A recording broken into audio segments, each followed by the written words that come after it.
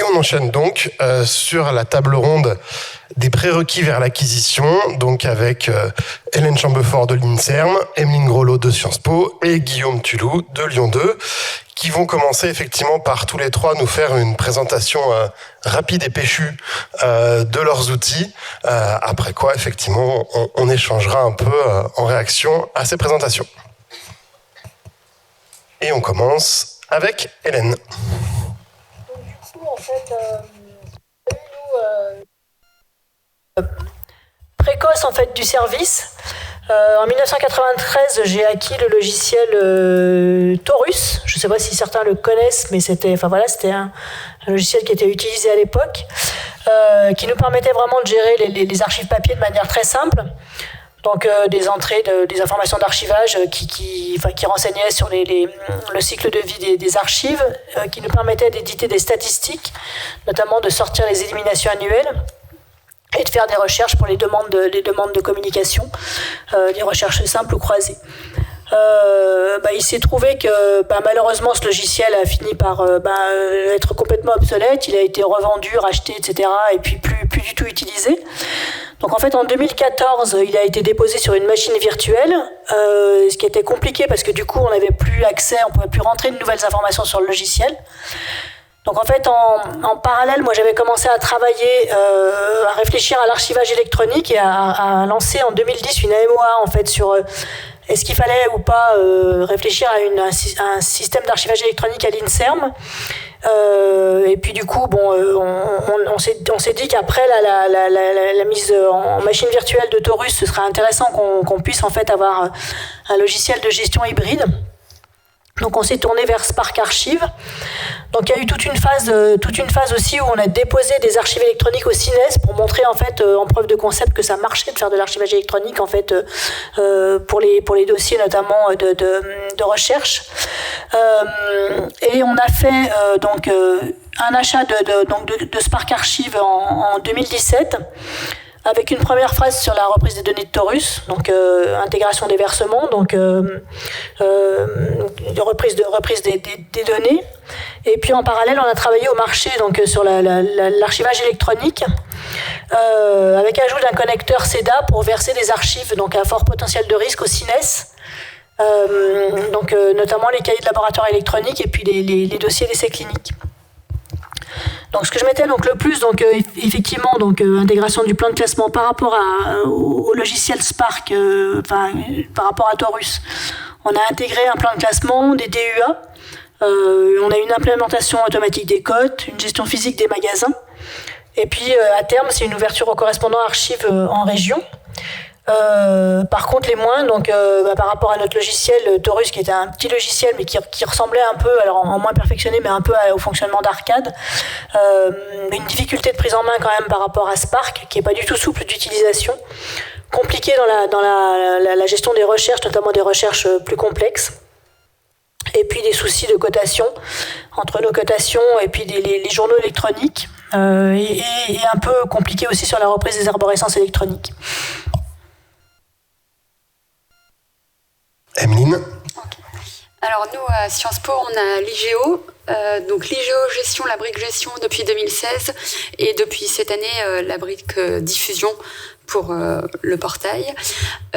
En fait, une de nos spécificités, en fait, quand on a acquis l'IGO en 2016, c'est qu'on n'était pas encore le département archives, et donc c'était 4 entités Sciences Po, mais bien distinctes, qui ont souhaité acquérir un même logiciel.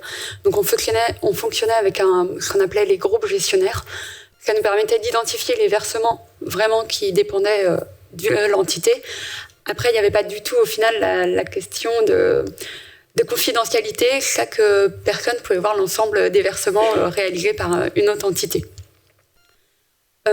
Pour ceux qui ne connaissent pas l'IGO, voilà, je vous ai mis tout en bas un peu le menu qui propose. Vous voyez que ça se base vraiment sur les missions principales des archivistes, les 4C.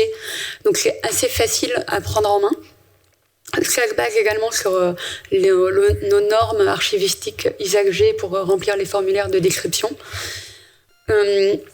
Il fonctionne également avec la non-répétition en fait, des informations. Donc si on rentre les éléments dans le bordereau de versement et qu'ensuite on veut classer ces archives, on n'aura pas besoin de répéter les informations. Elles seront directement remises dans les modules de classement. Et pareil pour la localisation, où les DUA, elles seront remises dans les côtés conservation et communication. Donc moi, je trouve qu'il offre beaucoup de possibilités, mais qu'il est fait également pour un grand nombre en fait, d'utilisateurs et des utilisateurs très classique, archive départementale, archive municipale. Et quand on est des structures un peu particulières, il faut s'adapter. Et au final, c'est plutôt à nous que nous mettre on va dire, au pas par rapport à ce que propose le logiciel. Et j'ai voulu faire un petit focus sur en fait, le module communication. Donc là, vous voyez, c'est une capture écran de la page communication. Donc avec l'IGO, on peut gérer la quasi-totalité des types de communication en salle de lecture, les communications internes ou administratives, et également les prêts qu'on pourrait être amené à faire pour des expositions. On gère le profil lecteur des consultants. On peut édiquer des cartes lecteurs, des fantômes, des bordereaux de prêt. Et dans le petit encadré en bas, en fait, c'est ce que nous, on aimerait en plus, c'est que normalement, les évolutions qui vont apparaître, c'est voilà, pouvoir récupérer, vu que maintenant, on a l'IGO gestion, et donc on a un formulaire d'inscription pour les personnes qui prennent rendez-vous, que ce formulaire de pré-inscription puisse le récupérer directement dans l'outil de gestion et qu'on n'ait pas à ressaisir le profil lecteur. Également, pour l'instant, les communications administratives, en fait, elles ne se font pas dans l'IGO, dans la salle de lecture, virtuellement. C'est un onglet à part, alors que, en fait, dans les faits, nous, nos services viennent consulter la plupart du temps en salle de lecture. Et également, vu que je le disais ce matin, on a certaines archives qui sont externalisées. Et donc, gérer avec un autre logiciel, pour l'instant, on n'arrive pas à gérer ces communications-là dans l'IGO. Enfin, ça nous demande des petits bidouillages, et également pour les fonds qu'on a aux archives nationales, donc en fait qui sont sortis, qu'on ne fait pas consulter dans notre salle, on peut pas en fait, on les traite parce que les demandes nous sont faites, mais on ne peut pas les gérer dans l'outil. Mais j'y reviendrai en fait dans les questions ensuite de la table ronde.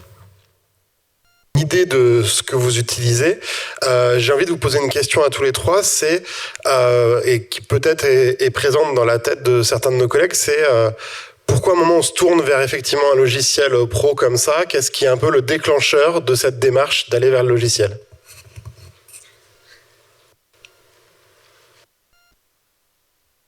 Du coup, moi, je vais vraiment passer pour un dinosaure parce qu'en fait, quand je commençais à travailler en 1991, à une époque où la bureautique était encore vraiment balbutiante. Donc du coup le logiciel ça nous permettait de gérer les archives alors que je dirais qu'on avait un ordinateur pour le service. Alors le service j'étais toute seule mais j'avais quand même ponctuellement des vacataires qui venaient travailler notamment sur l'enregistrement des dossiers RH et tout et je me rappelle pas qu'on utilisait même Excel ou Word. J'ai retrouvé des comptes rendus de réunion que je faisais à la main en fait parce que à l'époque il y avait encore vraiment pas grand chose et du coup je sortais de l'université. Et j'avais eu des cours en informatique qui étaient hyper intéressants et qui permettaient vraiment de visualiser un peu ce que pouvait donner une gestion d'archives avec un logiciel, avec des champs dédiés, etc.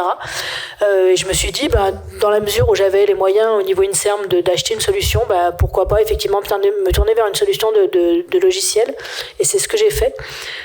Donc en fait on a acheté un peu le principe d'arcade, une coquille vide, et après je l'ai monté en fait avec ce qui me semblait important au niveau en fait au niveau champ archivistique en fait.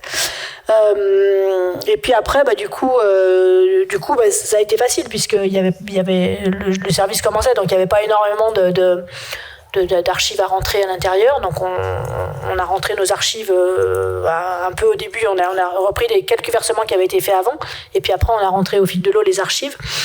Et puis pour Spark, ça me semblait évident de continuer, ayant eu toujours l'habitude de travailler avec un logiciel, je ne me voyais pas revenir en arrière, même si on a dû le faire malgré tout, puisque entre le fait que Spark était en machine virtuelle, donc en 2014, et la reprise des données l'achat du logiciel 2017 avec Spark Archive, la reprise des données elle a commencé 2018, donc du coup on a eu quand même 4 ans pendant lesquels on n'avait pas de gestion, donc on avait une gestion possible, on pouvait regarder les archives anciennes qui étaient sur Taurus, mais en fait entre Taurus et Spark on n'avait rien, donc il fallait jongler entre là du coup des fichiers Excel et puis ce qui était comme information sur Spark, donc sur Taurus.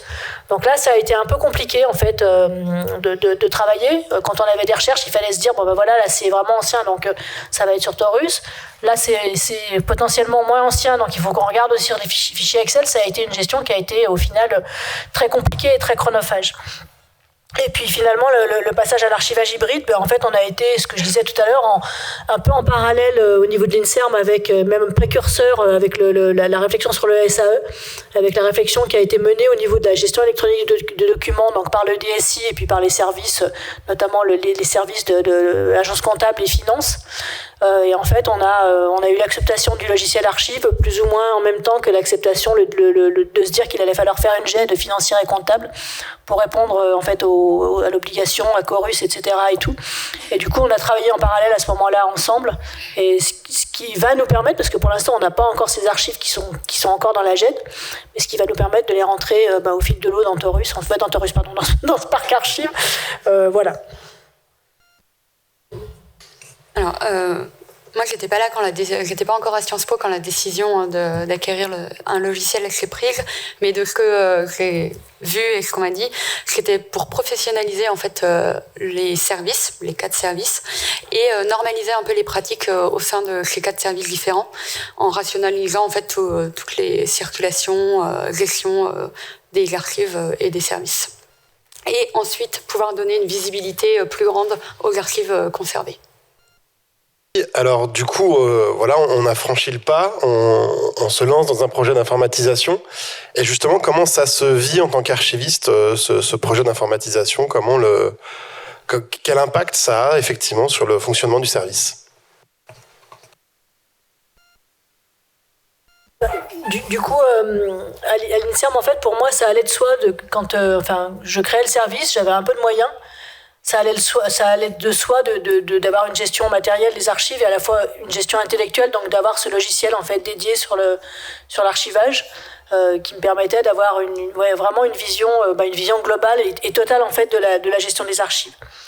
Sur le passage à Spark Archive, c'était aussi une démarche un peu pareil en progression, de se dire que on avait de plus en plus d'outils informatiques. On réfléchissait déjà au cahier de laboratoire électronique.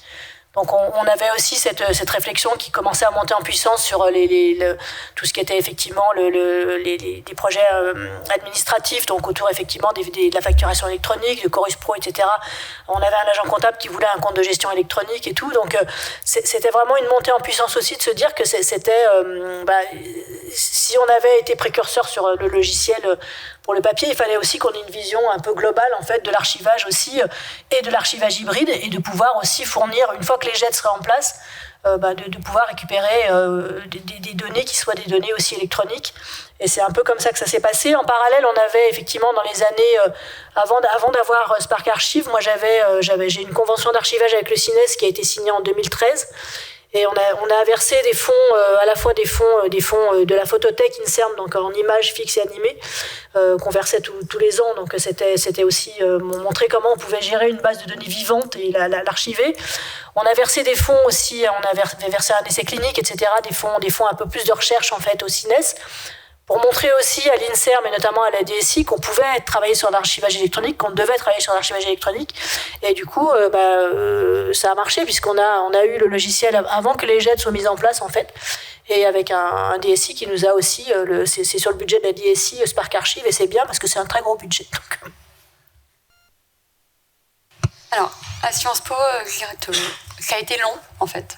Ça a commencé la réflexion en 2012. Il y a eu un groupe de travail qui s'est formé avec les 4 entités gérant des archives, donc les archives d'histoire contemporaine avec les fonds plutôt privés, le CEVIPOF avec notamment les archives électorales, la mission archive qui s'occupait des archives institutionnelles, et il y avait le CDSP qui, avec un projet Bicali, avait en fait des archives à numériser, des enquêtes à numériser et à traiter ces archives numérisées, mais pas vocation en fait à conserver ces enquêtes. Donc ce groupe de travail a travaillé a essayé de voir l'outil qui répondait au mieux à leurs besoins, et c'est qu'en 2016, donc 4 ans ensuite, qu'en fait l'IGO est rentré en production. Et par la suite, chacun en fait a un peu pris en main l'outil à sa manière. La mission archive donc a directement commencé à faire des versements des archives institutionnelles. Le CDSP avec le projet Bicali, ils ont classé les archives numérisées. Et en fait, moi, je suis arrivée en 2018, et c'est là que moi, j'ai essayé de reprendre les anciens inventaires. Donc, certains avaient plus de 40 ans. en format papier, pas forcément de version électronique, pas normalisée. Donc au final, la reprise de données est encore en cours, si je puis dire, pour certains inventaires, ça prend du temps. Et par contre, les fonds étaient localisés. Dès le début, la localisation, l'outil nous a servi à localiser. Et on a pu, au final, également en 2018, quand je suis arrivée, gérer les communications par l'outil. Mais c'est vrai que la prise en main a été longue et un peu selon les besoins de chacun par rapport à l'outil. Alors justement, c'est un peu le sens de ma question d'après. Et après, une fois que l'outil est là, une fois que l'outil est en production, qu'est-ce que ça change ? Est-ce qu'on peut avoir un effet éventuellement de désillusion, ou est-ce que finalement aussi on va garder l'utilisation de notre bon vieux tableur qui a pu nous paraître suranné, mais qui en fait garde son utilité ?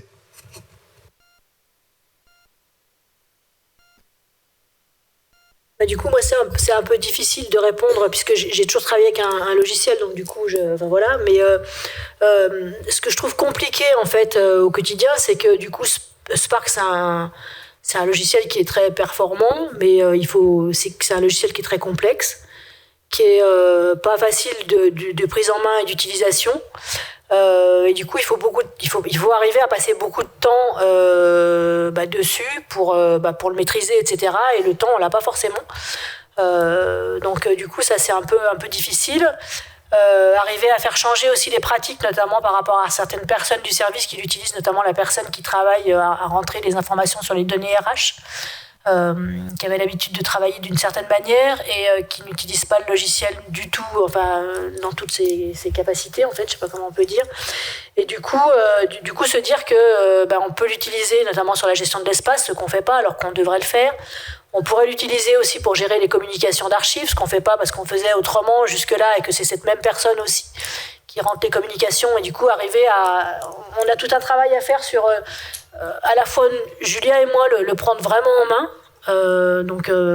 pour vraiment développer toutes ces capacités, toutes nos capacités par rapport à aux traitements possibles, et puis arriver aussi en conduite de changement à faire en sorte que les gens du service aussi l'utilisent un maximum. Et puis on voudrait aussi, dans la mesure où on a toutes les informations d'archivage qui sont rentrées, on a un plan de classement, on a des DEA qui sont entrés dans le logiciel, on a aussi toute une gestion, une filiation des services en fait qu'on avait faite quand on a mis le Spark en place. Donc savoir que tel service c'était le père de tel autre service, etc. Donc ça c'est hyper important.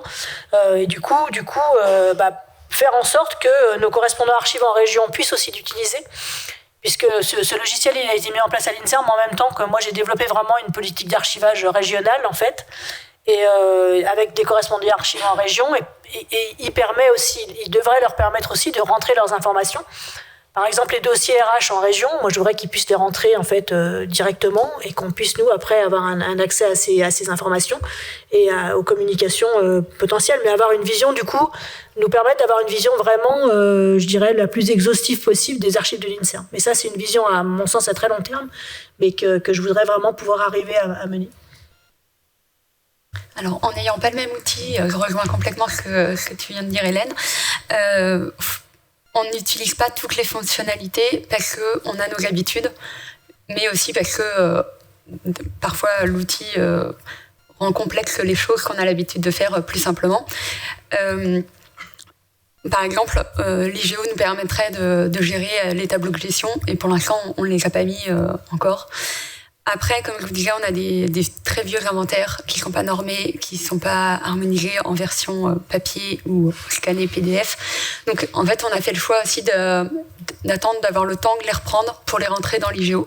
Donc, ce qui fait qu'on est obligé de jongler entre les outils, entre ce qu'on a rentré dans l'IGO et ce qui est en dehors de l'IGO, nos vieux PDF, nos vieux récollements qui sont encore sur notre réseau.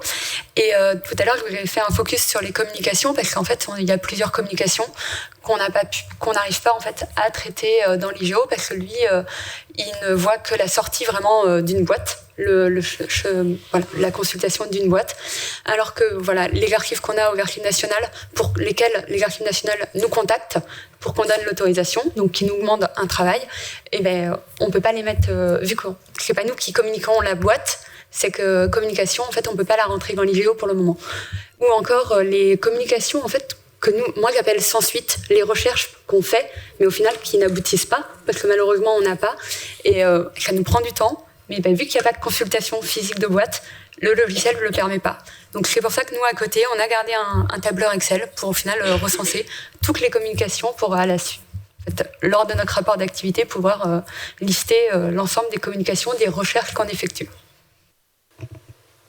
Merci. Donc finalement, on peut résumer, on peut dire on a des outils qui sont intéressants, puisqu'on voit bien, on comprend bien le sens des démarches qui vous ont mené à y aller, mais qui sont complexes à mettre en œuvre, qui peuvent être complexes dans leur utilisation, et qui resteront un outil parmi les autres. Et que même si on a parfois un outil qui peut tout faire, on ne veut pas forcément tout faire dans l'outil.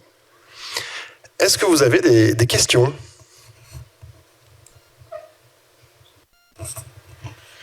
Moi, je voudrais savoir par rapport à, pour une personne, voilà, l'archiviste, la part que vous avez mise sur la mise en place du logiciel avec les intégrations de vos inventaires et le reste que vous aviez à côté sur une période, nous dire un peu ce que ça peut représenter sur le quotidien. Du coup, moi, je vais parler de Spark, puisque l'autre, il y a longtemps, donc c'était un peu, voilà.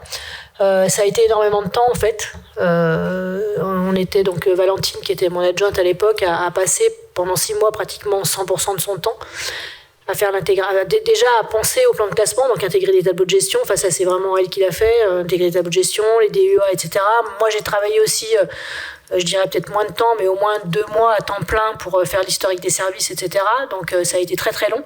Et après, elle a passé aussi énormément de temps au moment pour la reprise des données, en fait, des informations Taurus papier, Taurus Spark. Et là, je dirais merci le confinement, parce qu'elle a pu faire ça, en fait, en grande partie grâce au Covid. Mais c'est c'est énormément de temps, mais c'est encore, même maintenant, c'est encore énormément de temps. Enfin, tout ce qui est... continue à le prendre en main. Bon, Julia le connaissait pas, mais elle passe énormément de temps à répondre. Il y a des bugs. Enfin, tout ça, c'est un temps. Enfin, c'est pas souple d'utilisation. En plus, c'est un logiciel qui est quand même très cher. Donc, on a acheté quand même quelque chose de cher, mais malgré tout, on n'avait pas la version la plus performante. Donc là, ils sont en train de nous dire, si vous voulez ça, il faut acheter la version. Enfin, c'est toujours un peu. Mais du coup, ça veut dire que ça va être encore du temps de reprise de données. Enfin, c'est quand même. Et du coup, c'est. Je dis. Enfin voilà, pour moi, c'est quand même c'est très très chronophage, en fait. Hélène, du coup, j'avais une question sur le versement au CINES, en fait, et la question de la convention, parce que je me posais une question, alors je suis peut-être la seule, mais quand vous avez versé des fonds au CINES, si quelqu'un veut les consulter, est-ce que c'est possible et comment ? Alors, très compliqué. Bon, moi, j'ai un peu l'impression que le CINES, c'est compliqué en ce moment, mais bon, après, c'est peut-être que moi qui ai ce ressenti-là. Pour l'instant, nous, on peut les consulter, mais c'est tout, en fait. Hein. C'est pas possible que quelqu'un d'autre aille consulter les fonds. Donc du coup, il faudrait là aussi que je me penche là-dessus pour voir un peu comment on peut faire, parce que la photothèque n'existe plus à l'INSERM, mais ce serait intéressant qu'on puisse quand même reprendre des photos, tu vois, voilà. Donc comment on fait ? Parce qu'on avait une base de données qui était dynamique et qui est maintenant à plat. Enfin, ça pose quand même aussi pas mal de questions. Et puis du coup, nous, sur le projet de Spark, où on a travaillé sur les connecteurs, donc Spark, CINES, pour pouvoir envoyer des archives. Donc en fait, nos archives électroniques, elles sont transformées au format CEDA pour être envoyées au CINES, qui les gère en fait avec Vita. Donc ça, on a fait des tests et on n'a pas pu aller au bout parce que le CINES, et en ce moment, et c'est un peu compliqué.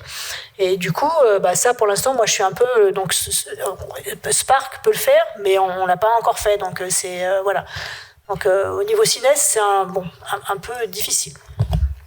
Mais du coup, ça a été aussi une grosse partie du temps du projet du logiciel, puisqu'il a fallu aussi qu'on teste ce passage-là CEDA. Il a fallu un moment qu'on attende. Le CINES était encore en CEDA 1, Spark était en CEDA 2. Après, le CINES est passé en CEDA 2.1. Donc, ils n'arrivaient pas à dialoguer sur le CEDA. Donc là aussi, ça a pris facilement 1 an dans la vue avec cette histoire de transformation de CEDA. Et du coup, ça a été aussi complexe.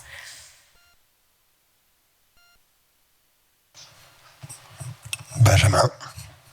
J'ai combien de minutes ? Parce qu'en fait, j'ai 3 questions qui sont très, très brèves. Hein, mais... Fais la première, on verra après.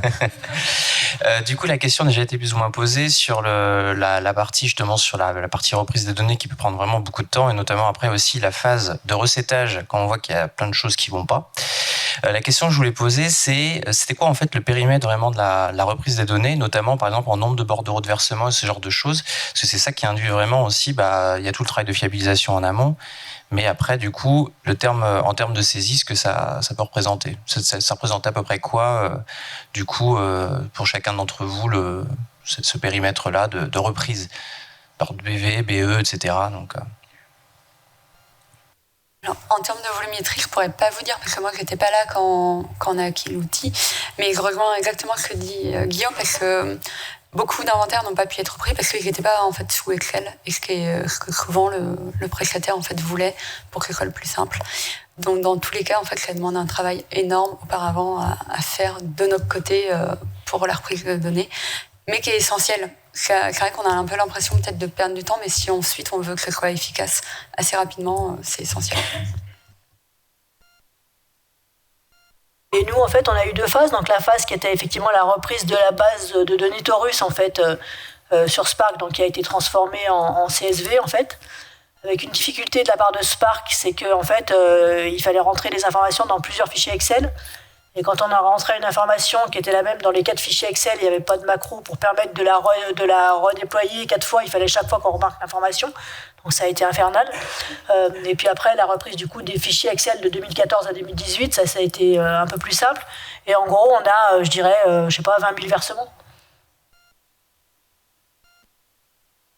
Alors, Benjamin, tu as le droit à une autre question, la plus courte des deux. La chance. Du coup, j'avais une question sur l'investissement de la DSI, mais du coup, je vais faire plutôt l'autre question, c'est où est-ce que du coup, j'ai triché, hein, mais où est-ce que du coup vous hébergez vos données? Est-ce que c'est hébergé chez vous ou est-ce que c'est hébergé chez l'éditeur? Voilà.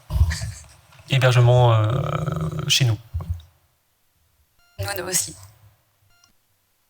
Nous aussi, et pour rebondir sur ta question sur la DSI, implication de la DSI absolument nulle.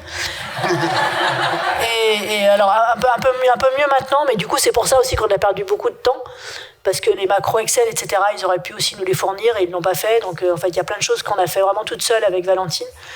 Et du coup, voilà, ça a été vraiment pénible. Alors, bon, ils ont payé quand même le logiciel, mais bon, en dehors de ça, voilà, quoi. Il y a eu zéro investissement en temps humain. Ou presque. Eh bien écoutez, on a dépassé notre créneau que d'1 minute, donc c'est parfait. Merci beaucoup à tous les trois.